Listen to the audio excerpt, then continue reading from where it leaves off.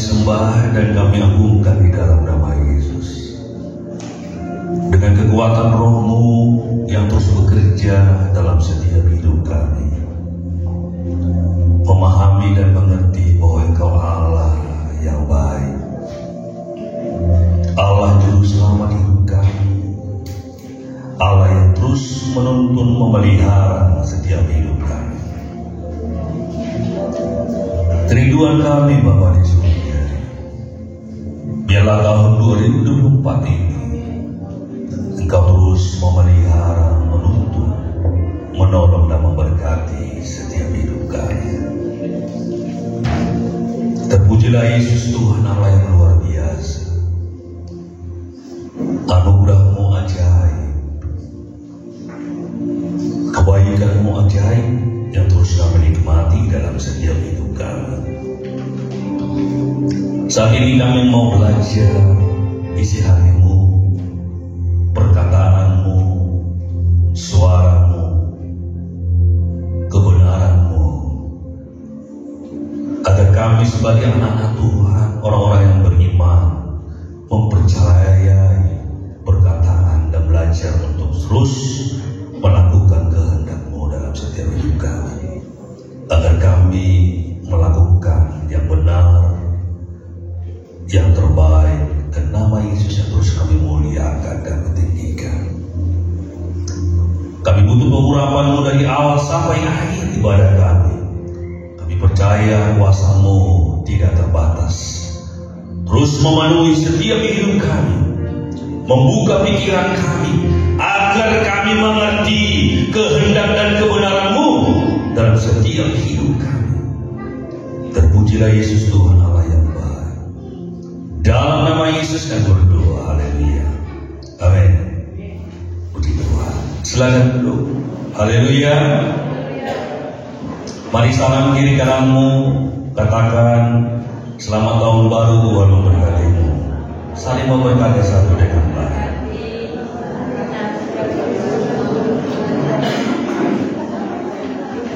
Saya sebagai kepala sidang, karena kemarin banyak yang tidak hadir, jemaat pergi secara pribadi ataupun kami keluarga kami sebagai kepala sidang, mohon minal aidin wal faizin, mohon maaf lahir dan batin ya. Kadang kami pun bisa salah bicara, bersikap karena kami masih manusia.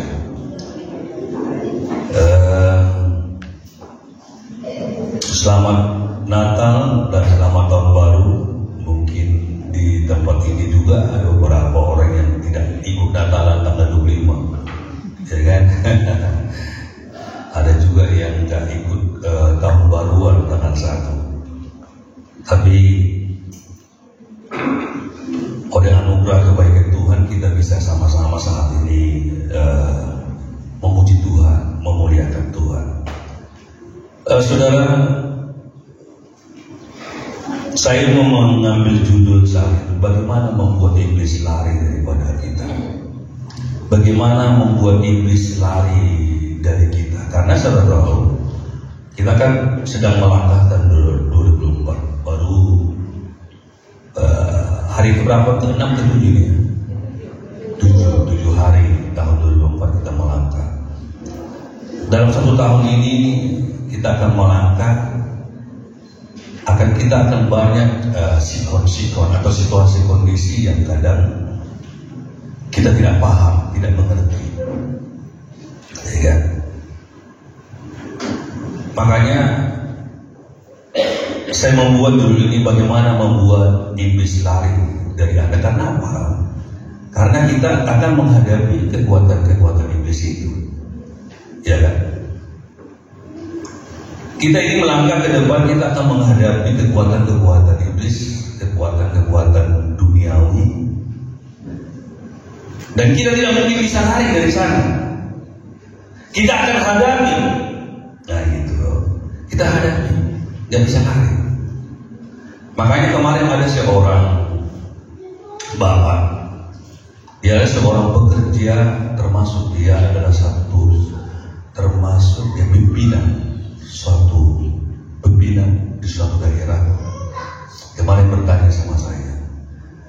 karena dia melihat teman-temannya itu punya ilmu kebal,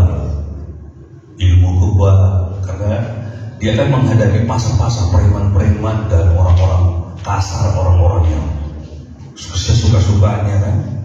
Jadi dia bertanya sama saya kemarin, beberapa hari kemarin, dia bilang, bisanya kita ini orang yang beriman ini karena situasi yang saya hadapi kan kekuatan gelap. Teman-teman saya itu mereka memiliki kekuatan gelap, pada tahan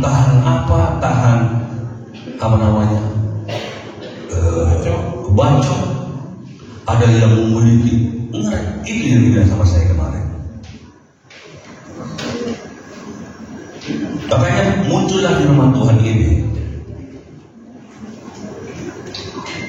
Saya bilang sama dia, kalau engkau orang beriman, benar-benar beriman sama Tuhan, Anda gak butuh itu. Kekuatan kebal itu Anda gak butuh. Kenapa saya bilang?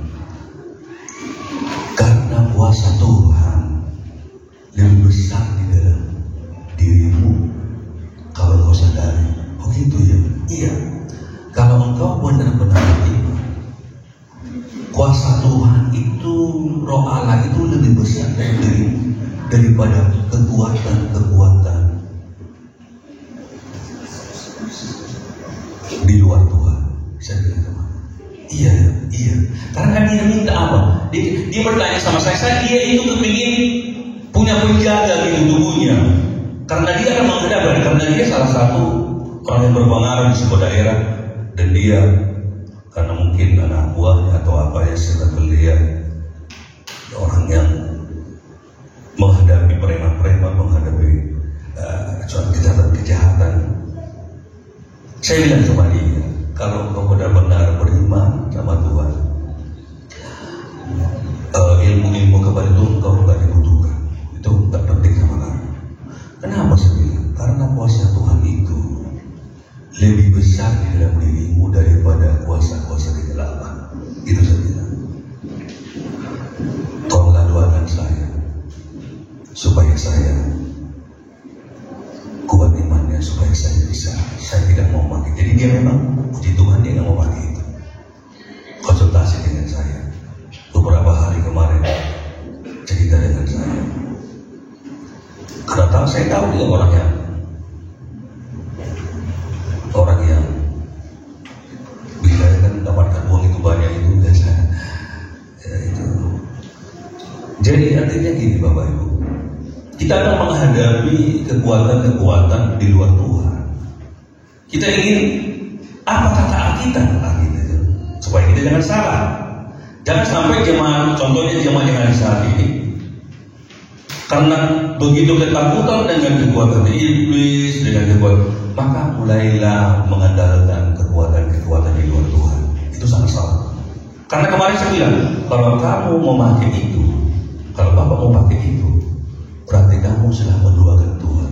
Oh iya, kamu telah mengandalkan kekuatan di luar Tuhan. Oh gitu, iya. Kenapa? Karena kamu pakai kekuatan di luar Tuhan. Mudah-mudahan jemaat yang hari saat ini adalah orang yang tidak mau mengandalkan kekuatan di luar Tuhan. Haleluya. Mudah-mudahan nggak ada yang mengandalkan dukun-dukun. Haleluya. Bapak-bapak, ini kebanyakan bapak-bapak juga ya. Janganlah ya. Karena yang kemarin itu bapak-bapak juga. Dia seorang ketua, termasuk ketua apalah. Tak perlulah saya bilang apanya, dia orang yang berpengaruh. Dia banyak uang dari sana karena menghadapi preman-preman juga. Gitu. Jadi bagaimana kita membuat iblis lari daripada kita. Mari kita baca apa kata Alkitab. Kita harus acuan kita adalah firman Tuhan Alkitab. Yakobus 4 ayat 7. Yakobus 4 ayat 7.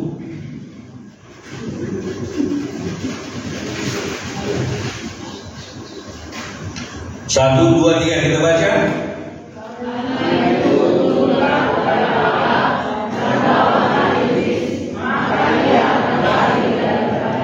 Haleluya.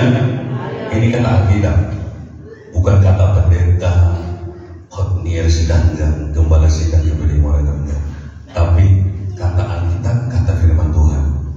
Tidak? Karena itu tunduklah kepada Allah dan lawanlah iblis, maka ia akan lari daripadamu. Ini kalau saudara renung lihat ya ayat ini. Tunduklah, lebih saudara harus tunduk dulu, tunduk baru lawan. Bukan lawan iblis baru tunduk, tapi tunduklah dulu baru lawan iblis. Jangan berbalik. Lawan iblis belum tunduk kepada Allah. Ya kan? Jadi karena itu tunduklah kepada Allah dan lawanlah iblis, maka ia akan lari daripadamu. Jadi jikalau ingin iblis lari, dan pada saat kita menghadapi iblis, jikalau iblis ingin lari dari kita, yang pertama adalah tunduk kepada Allah. Baru setelah engkau tunduk kepada Allah, barulah lawan. Ada sikap kita, ada reaksi kita. Berarti iblis harus dilawan. Iblis tidak bisa biarlah. Tapi iblis harus dilawan, perlu reaksi, perlu sikap positif, sikap iman, sikap yang benar. Tapi kita butuh tunduklah kepada Allah. Kalau kita bicara tentang tunduk, menurut saudara apa kata tunduk ini? Tunduk kepada Allah itu artinya apa? Taat kepada Allah. Apa yang ditaati?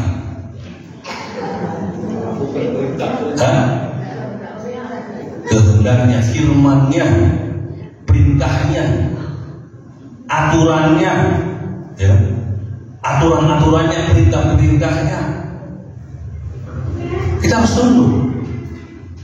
Jadi jikalau Alkitab berkata, bagaimana kita melawan iblis dan agar iblis lari dari kita harus taat kepada Allah. Tapi banyak di sini kalau sudah jalan agak sedikit sore-sore, jalan kuburan lalu merinding ya, ketakutan kan ya. Siapa yang sini ketakutan kalau jalan kuburan? Saya, gereja saya dulu di Jember itu di samping gereja itu kuburan, samping belakang kuburan pahlawan, ada pahlawan, baru kuburan orang muslim dan pahlawan. Makanya bilang makam pahlawan, karena di apa itu makam pahlawan. Jadi saya sudah terbiasa, mau jam 2 pagi pulang atau jam sudah tidak ada ketakutan. Tapi mudah-mudahan di sini saya tidak tahu sudah ketakutan kalau dia kuburan. Kalau kita enggak, kalau saya sudah biasa, sudah terbiasa.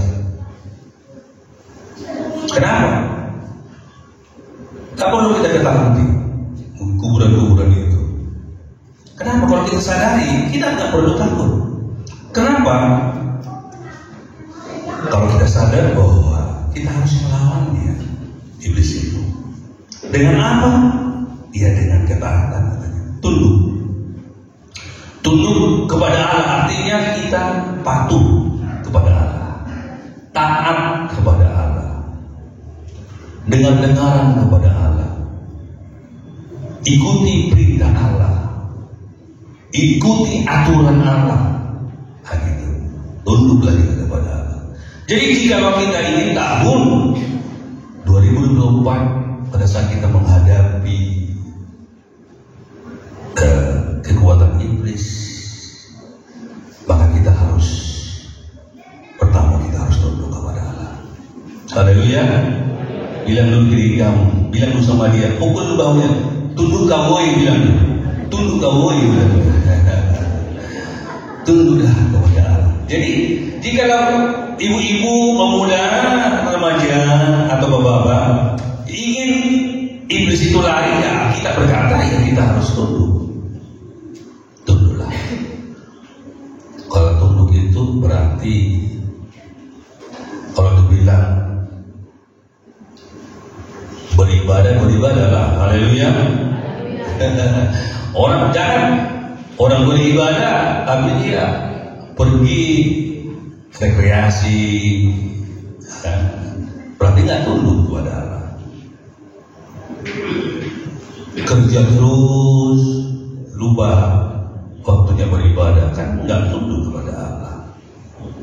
Mari kita belajar tunduk kepada Allah. Jangan banyak hal-hal dosa-dosa yang sering membuat kita tidak tunduk kepada Allah. Kadang-kala kita suka gosip, kita buang itu gosip-gosip yang enggak benar, ya. Kalau ada gosip-gosip yang tidak benar, kita buang, karena itu akan membuat iblis bekerja dalam hidup kita. Kalau banyaklah yang harus kita jauhi dalam berbisnis, berusaha, ya Anda tahu bagaimana cara berbisnis, berusaha yang benar. Jangan halalkan segala cara. Jangan halalkan segala cara, karena itu tidak akan membuat berkat bagi hidupmu dan bagi keluargamu. Jadi jangan halalkan segala cara. Taat, tunduk, patuh. Ya, itu yang Tuhan inginkan. Kita belajar dalam Filipi 2 ayat 8 bagaimana Yesus dia begitu patuh, taat. Filipi 2 ayat 8 dan ayat 12 Filipi.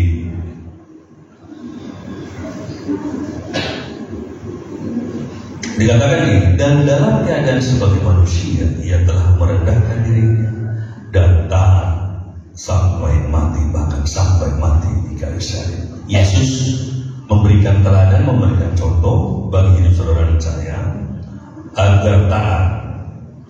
Taat itu berarti butuh pengorbanan, ya kan? Taat itu butuh pengorbanan. Kalau orang taat tak mau berkorban, itu bukan taat. Tidak ada ketaatan tanpa pengorbanan.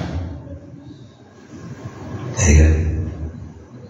Engkau tidak mungkin bisa patuh taat tanpa pengorbanan. Faktanya Yesus ya, taat sampai mati. Ini matinya ini adalah pengorbanan. Ya. Yesus taat sampai mati.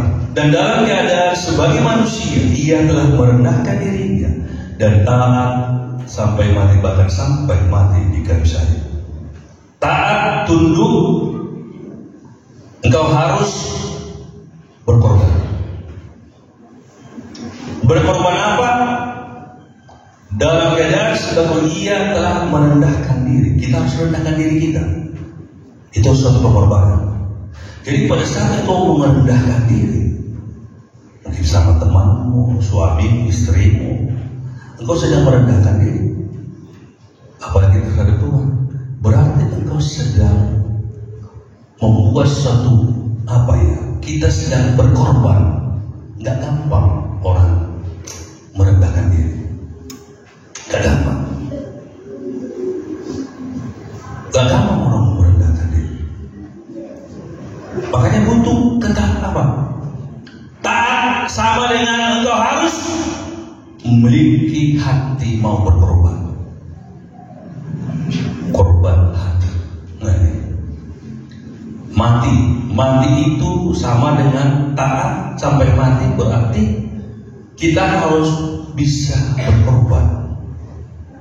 Ketaatan tanpa pengorbanan itu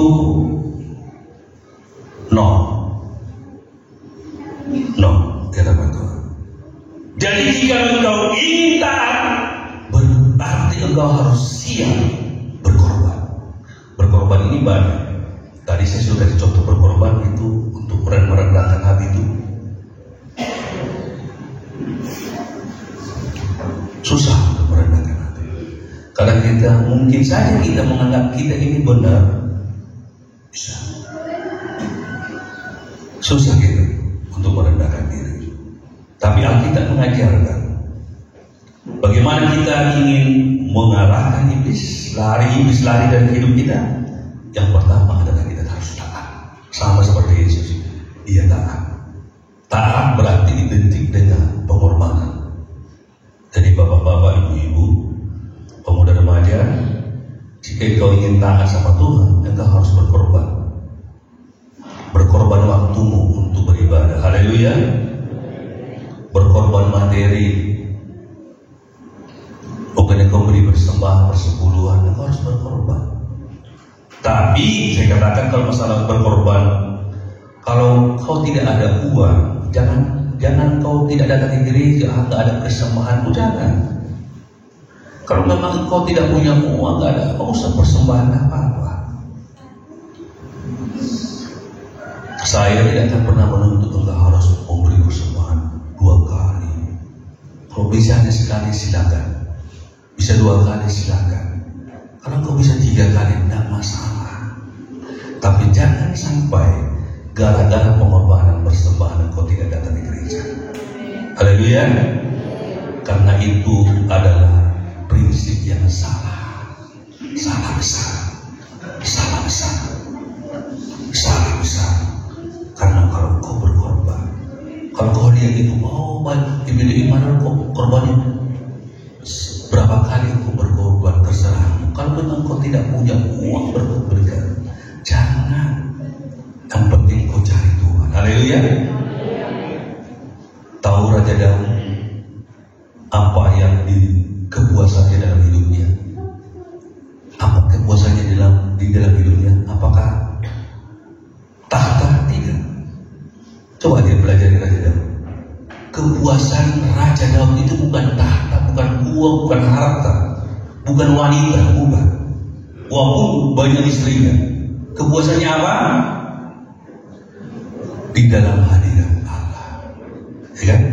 Dia begitu merindukan hadirat Allah. Dia merindukan rumah Tuhan katanya.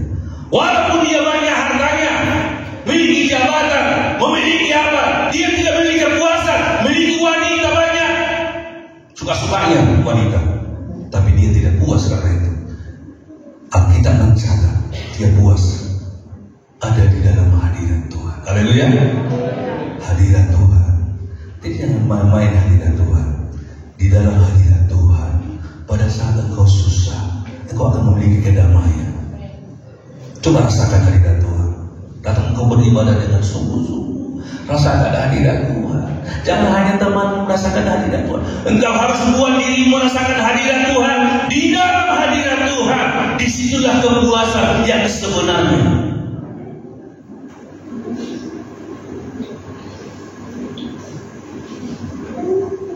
Bapak Ibu, tahun 2024, mari kita menjadi seorang yang taat kepada Allah. Haleluya. Kalau engkau taat kepada Allah, maka iblis akan lari. Tantanganmu, persoalanmu, percayalah kalau engkau taat kepada Allah. Mungkin kemarin masih belum, ya bisa ya mungkin Tuhan uji hatimu. Oh iya ya, saya lihat dulu kau sungguh-sungguh enggak ya. Itu lo itu sungguh enggak. Jangan langsung spontanitas.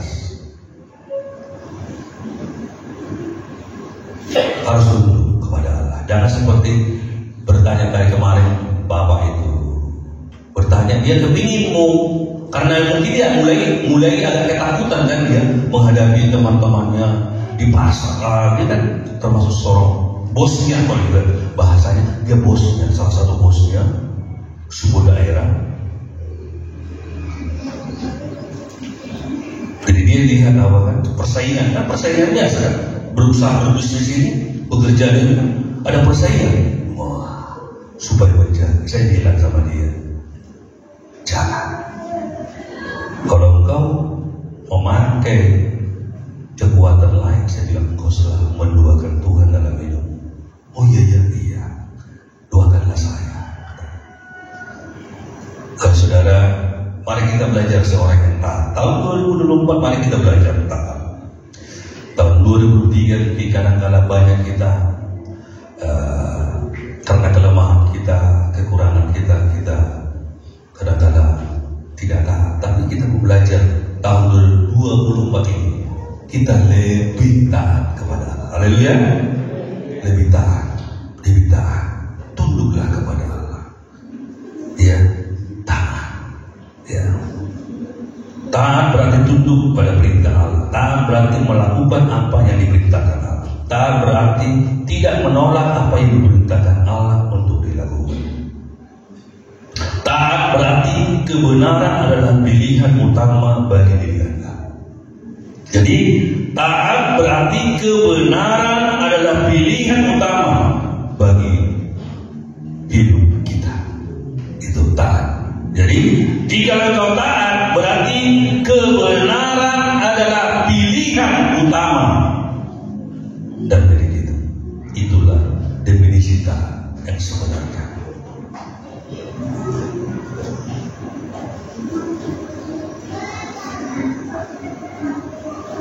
Mengapa manusia sulit taat pada Allah? Ini kan kenapa? Mengapa manusia sulit taat pada Allah? Karena iblis dan keduniawian lebih menguasai manusia itu. Jadi itu mengapa manusia sulit taat kepada Allah? Karena iblis, kekuatan iblis dan kekuatan duniawi lebih menguasai manusia itu. Yang kedua, karena manusia tidak mau melawannya. Karena manusia itu tidak mau melawannya.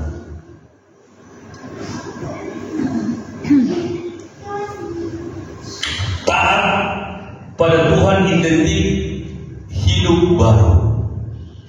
Jadi kalau kita taat kepada Tuhan, sama dengan identik dengan kita memiliki hidup yang baru. Mari kita baca Efesus 4 ayat 17. Efesus 4 ayat 17 dikatakan, Efesus 4 ayat 17 dikatakan, sebab itu kukatakan dan kutegaskan ini kepadamu di dalam Tuhan, jangan hidup lagi sama seperti orang-orang yang tidak mengenal Allah dengan pikirannya yang sia-sia. Terus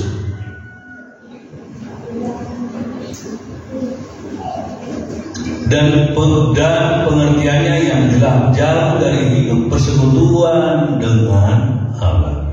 Jangan sampai saudara jauh dari persekutuan dengan Allah. Jauh dari hidup persekutuan dengan Allah. Jangan ya. Karena kebodohan yang ada di dalam mereka dan karena kedegilan hati mereka.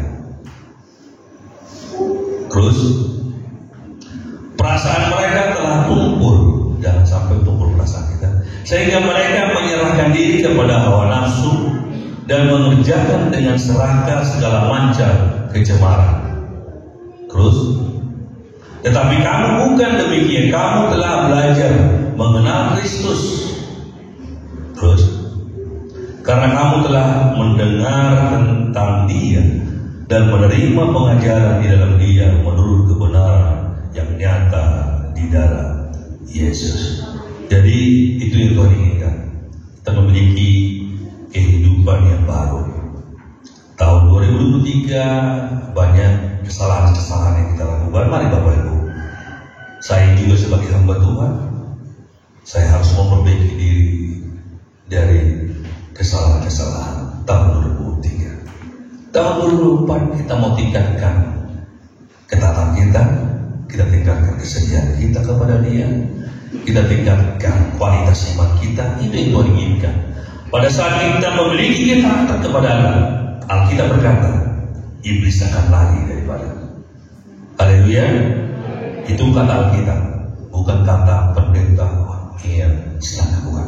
Tapi Alkitab berkata, Alkitab mencatat, jikalau kau taat kepada Allah, engkau akan merasakan dan melihat iblis akan lari dari hadapanmu. Iblis bukan ditakuti, iblis bukan harus ditakuti, iblis bukan mau. Jangan kita lari dari iblis. Gak bisa lari kita dari iblis. Yang kita bisa apa? Tadi yang kedua, lawan, bukan lari. Iblis itu bukan saudara lari, jangan. Tidak ada artinya kau lari dari iblis.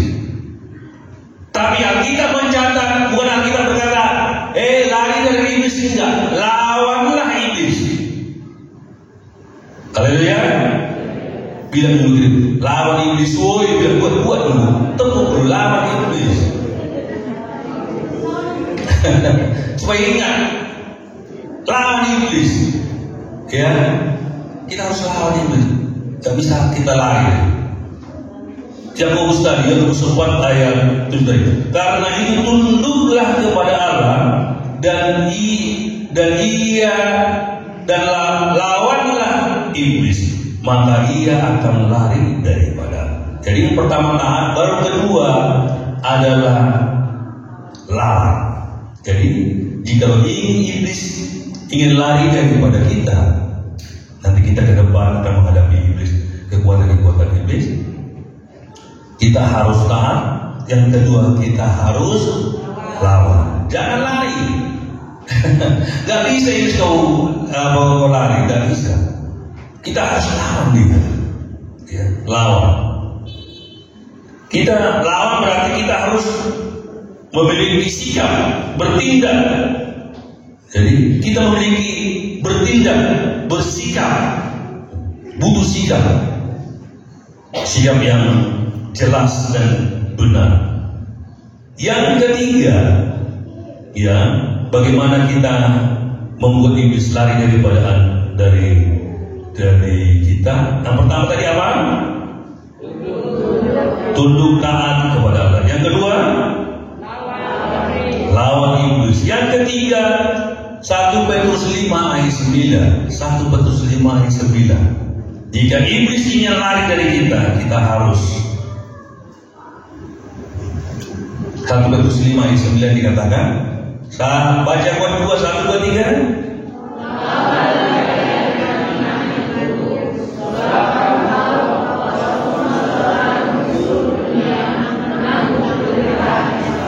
Berarti harus iman yang teguh. Saudara harus memiliki iman, melawan dengan iman yang teguh. Saya sengaja pisahkan antara melawan dan iman yang teguh. Saya sengaja pisahkan. Bisa dihubungkan, tapi saya sengaja. Tapi perlu perlawanan. Yang ketiga adalah kita butuh iman yang kokoh. Iman yang kokoh. Menghadapi agar iblis mau kalah dari hidup kita harus memiliki iman yang kokoh. Kemarin Bapak itu bilang, berarti harus iman kita kokoh ya? Iya, harus iman kita kokoh. Harus kuat iman kita memang. Dia memang tulus dari pertanyaan ini. Sangat tulus dia. Karena mungkin dia sedang menghadapi orang-orang yang aneh-aneh. Memang dia lihat aneh-aneh memang. Banyak yang dilihat yang aneh-aneh. Sepertinya mulai dia agak ketakutan gitu. Tapi saya bilang, kau usah takut. Karena kuasa Tuhan itu lebih besar dalam diri kita. Ada iman, kuatkan iman kita gitu. Jadi iman yang kokoh. Jadi jika iblis ingin mau lari dari kita harus memiliki iman yang kokoh. Haleluya. Iman yang kokoh. Iman yang kokoh itu sama dengan seperti Daniel, memiliki iman yang kokoh, ya kan? Pada saat dia ingin dibuang ke gua singa, dia memiliki iman yang kokoh. Sadrak, Mesak, dan Abednego juga salah satu contoh ya, dia memiliki iman yang kokoh. Kadang misalkan mereka tidak mau beralih menyembah Allah yang benar. Mereka disuruh untuk menyembah patung. Buat tangan, ingin menyembah patung-patung yang dibuat tangan manusia, yang diukir, yang diapa. Dia tidak mau. Kenapa? Karena mereka mengenal Allah yang benar. Kadang Mesak dan Abednego dan Daniel tahu bahwa Allah yang dia sembah adalah Allah yang lebih besar dari segala Allah-Allah lain. Haleluya. Dan itu harus kita tahu. Dan itu harus kita sadari. Tahun 2024 ini kita harus tahu dan sadar bahwa Allahmu, Allahku adalah Allah yang benar. Haleluya. Allahmu dan Allahku adalah Allah yang berkuasa daripada segala Allah lain. Persoalan masalah boleh datang, tapi kita mau belajar bahwa Tuhan itu lebih besar dari setiap persoalan masalah itu. Yang keempat, bagaimana kita membuat iblis lari daripada kita? Taat, lawan, memiliki iman yang kokoh. Jangan memberi kesempatan kepada iblis. Jangan beri kesempatan kepada iblis. Efesus 4 ayat 27. Jangan beri kesempatan kepada iblis.